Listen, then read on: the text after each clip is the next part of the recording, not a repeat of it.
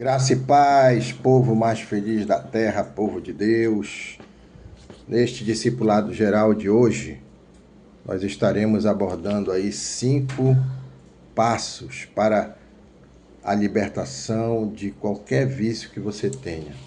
Seja ele pornografia, seja ele cigarro, seja ele drogas, seja ele qualquer vício que esteja te prejudicando, vício em jogos. Hoje em dia tem pessoas que são viciadas em jogos, né, em videogame. É o exagero, é o vício. E jogos também de apostas, né? Hoje em dia isso aí tem feito vítimas de pessoas que escolhem não estar na casa de Deus, não estar com a melhor parte da vida, que é Jesus, e estarem viciados, presos a esta situação. Seja droga, seja qualquer coisa, né? Para começo de conversa, né, nós vamos pedir ao Senhor que nós recebamos do Senhor essa palavra, em nome de Jesus, que o Senhor abra o seu entendimento, abra o seu coração para receber esta palavra e entender que é necessário se livrar de todo o mal para que o Senhor viva plenamente na sua vida. Em nome de Jesus, amém. Então, veja só, a primeira coisa que nós precisamos entender, diante aí dos psicólogos e psicanalistas, né, que trabalham com isso, nessa área, todo tipo de vício, ele gera algum tipo de dopamina, né, que é um hormônio de recompensa, né, no cérebro humano. Então, quando você entende, né, que essa dopamina tanto faz como a droga, como também no jogo, né, de apostas, de vícios, né, que a pessoa gasta todo o dinheiro dela naquilo dali, ou então em jogos de videogame, né, se duelando contra alguém, fazendo aposta, quem vai ganhar, ou também em qualquer outro tipo de vício, como a pornografia, né, que hoje em dia tem pego aí muitos homens, né, nessa área. Então, isso aí é porque você recebe uma recompensa, né, através da dopamina, os hormônios, né, que estão circulando aí no seu cérebro, né? Então, eles dizem que a melhor maneira que você tem para se livrar do vício é trocando este vício ruim que faz você perder a família, faz você perder o tempo com Deus, perder o tempo com a sua esposa e destruindo a sua vida, né? Troca esse vício por um outro vício, mas só que é um bom vício. É um vício que vai lhe trazer benefício, né? Porque isso daí vai fazer também com que você também viva diante da recompensa que a dopamina vai produzir, mas só que você vai ter um vício naquilo que é bom, naquilo que é correto, naquilo que faz bem para a sua vida. Então, outra coisa, você precisa entender que você não pode se libertar sozinho, né? Sozinho você não vai se libertar. Você tem que pedir ajuda de um pastor, de um irmão, de um líder de célula que tenha um pouco mais de maturidade, que vai te ajudar e também vai orar e interceder para que você saia daquela situação.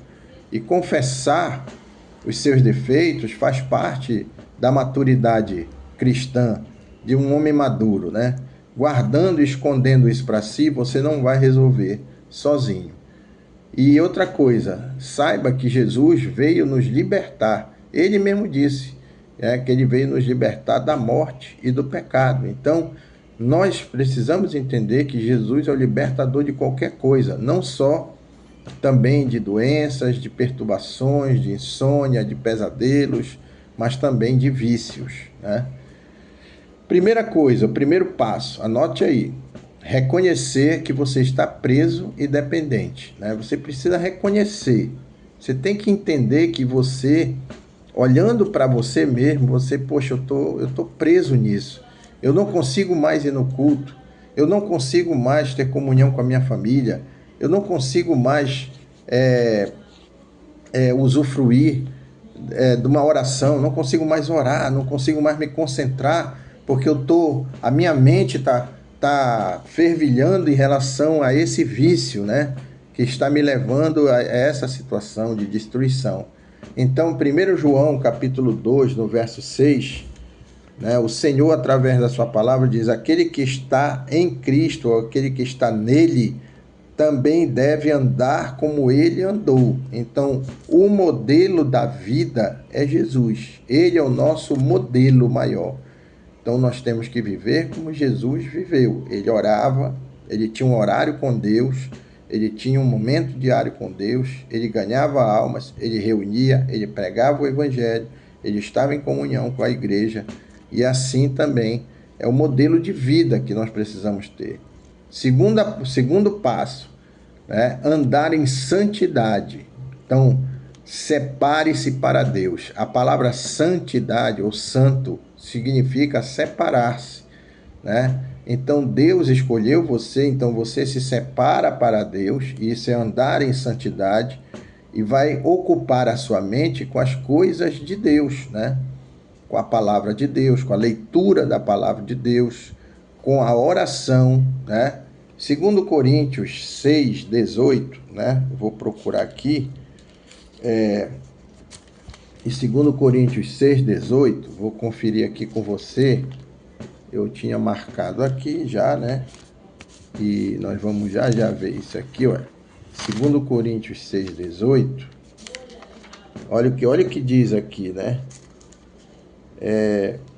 Pelo que saí do meio deles, e apartai-vos, diz o Senhor, e não toqueis nada imundo, e eu vos receberei.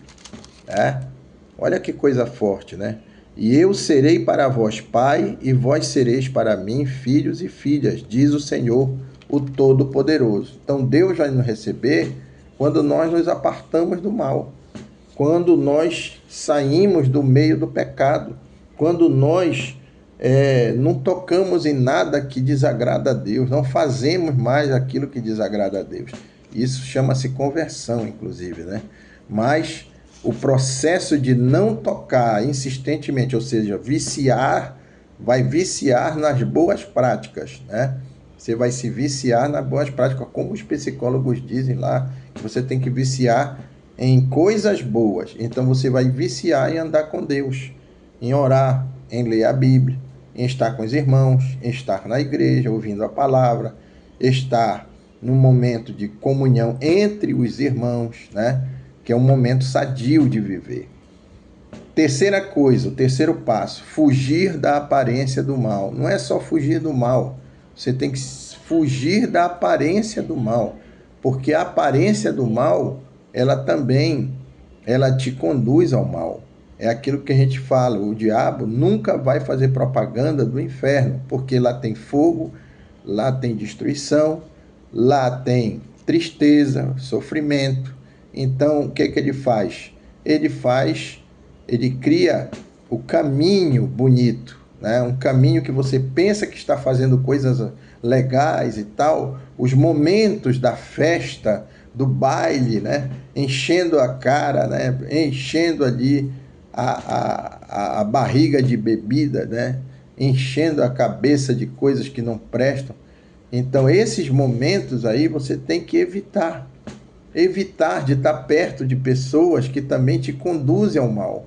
Não é só o mal, mas evitar também pessoas que te conduzem ao mal, caminhos que te conduzem ao mal, e todo e qualquer tipo de prática que seja contra a palavra de Deus. 1 Tessalonicenses 5:22 fala sobre isso, né? E a gente pode aqui conferir aqui, olha, 1 Tessalonicenses 5:22, né? 5:20, abstende-vos de toda aparência do mal. Olha o que o texto está dizendo. Abstende-vos de toda aparência do mal. A primeira epístola de Paulo aos Tessalonicenses 5:22. Quarto passo, cheios do Espírito Santo. Vos embriaguem com o Espírito Santo, né? A palavra de Deus diz para a gente nos embriagar com o Espírito, ou seja, nos encher do Espírito Santo. né? Esvaziar-se do mal e se encher do Espírito de Deus. Gente, não tem uma coisa mais maravilhosa. E olha como eu sou viciado hoje no bem, de estar cheio do Espírito, né? A coisa mais maravilhosa é andar cheio do Espírito Santo. Lá em Gálatas 5, no verso 7, fala sobre isso, né? No verso 7, né? No verso 7, né?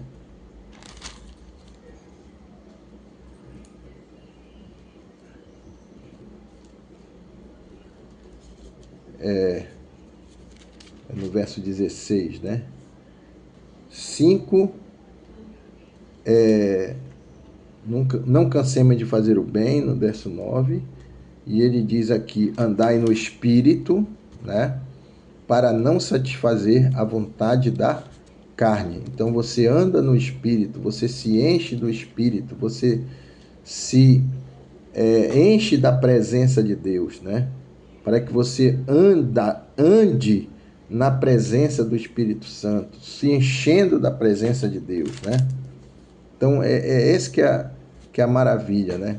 Olha, todos quanto andarem conforme esta regra, paz e misericórdia sobre eles e sobre o Israel de Deus, que é o corpo de Cristo, que é a igreja do Senhor, né? Andarem conforme a palavra de Deus, no verso 16, tá? É Gálatas 5,16. E Jesus fala o quinto passo lá em Mateus 26:41, que é orai e vigiai. Vigiar a quem? Os outros? Não, vigiar a si mesmo. Então você precisa ter uma autovigilância. Você precisa ter uma autoconsciência de que você está servindo a Deus e procurando fazer a vontade de Deus. Então você se auto-vigia, né? Poxa, isso aqui eu estou num lugar perigoso, né? Você tem que raciocinar. Eu estou me metendo com uma pessoa que não presta, então eu vou me afastar dele para me conservar na presença de Deus. Porque não adianta só orar, você também precisa vigiar, né? Orar é falar com Deus, mas vigiar é manter o mal longe de você, é manter os caminhos de Deus na sua vida, é viver em paz, como está o texto que nós acabamos de ler lá, em paz e misericórdia sobre a minha vida, vivendo em paz, vivendo na alegria do Senhor, vivendo eu estou viciado na alegria de Deus, viciado na paz de Deus.